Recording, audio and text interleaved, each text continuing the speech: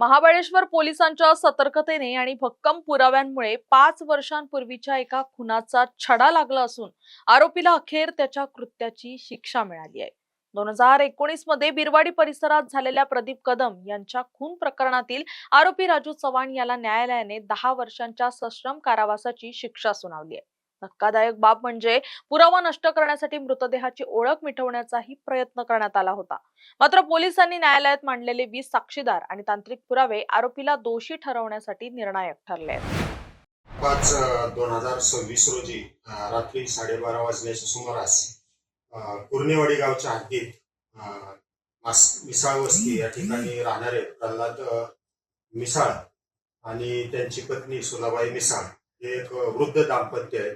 ते घरात असताना रात्री 12:30 वाजण्याच्या सुमारास यातील अनोळखी आरोपींनी त्यांच्या घराच्या सोफ्याची ग्रिलची कडी हातात घालून काढली आणि चाकूचा धाक दाखवून सदर वृद्ध दाम्पत्याला लाथाबुक्क्यांनी मारहाण करून त्यांच्या गळ्यातील सोन्याचे दागिने जबरदस्तीने चोरून घेऊन गेलेले होते।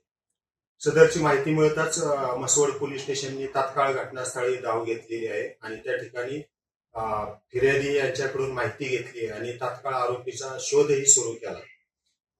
यातील फिर्यादी यांनी गुन्हा दाखल केल्यानंतर माननीय पोलीस अधीक्षक श्री निखिल पिंगळे साहेब यांच्या मार्गदर्शनानुसार आम्ही स्वतः माननीय अपर पोलीस अधीक्षक वैशाली कडूकर मॅडम, एलसीबीचे पीआय विश्वजित घोडके यांनी घटनास्थळाला भेट दिली आणि पोलीस मसवडचे प्रभारी अधिकारी कोमन साहेब आणि एलसीबीचे पीएसआय शिंगाडे साहेब यांच्या मार्गदर्शनाखाली 2 पथके तयार केली आणि त्यांनी तात्काळ सदर गुन्ह्याचा तपास चालू केला।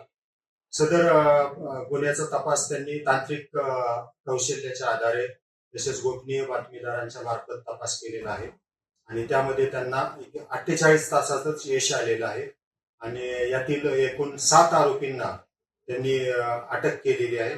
त्यापैकी 2 विधिसंघर्षित बालक निष्पन्न झालेली आहेत। सदरचे 5 मोठे वयाने मोठे आहेत आरोपी आणि 2 विधिसंघर्षित बालक आहेत। त्यांना सगळ्यांना अटक केल्यानंतर त्यांची आता 9 तारखेपर्यंत पोलीस कस्टडी रिमांड आहे। सदर आरोपींच्याकडे तपास केला असता सदर गुन्ह्यात 72,000चे एकूण दागिने गेलेले होते, सोन्याचे आणि रोख रक्कम। त्यापैकी सुमारे 65,000ची दागिने आणि रोख रक्कम जप्त करण्यात आलेली आहे। तसेच आरोपींनी गुन्ह्याच्या तपासात वापरलेली एक मोटरसायकल जप्त केलेली आहे। सदर गुन्ह्याच्या तपासामध्ये आरोपी दादा बुदावले, संजय बुदावले, महादेव बुदावले, हर्षद बुदावले, ऋतिक बनसोडे हे आरोपी अटक केलेले आहेत आणि 2 विधिसंघर्ष बालकांना ताब्यात घेऊन बाल न्याय मंडळासमोर हजर केलेला आहे।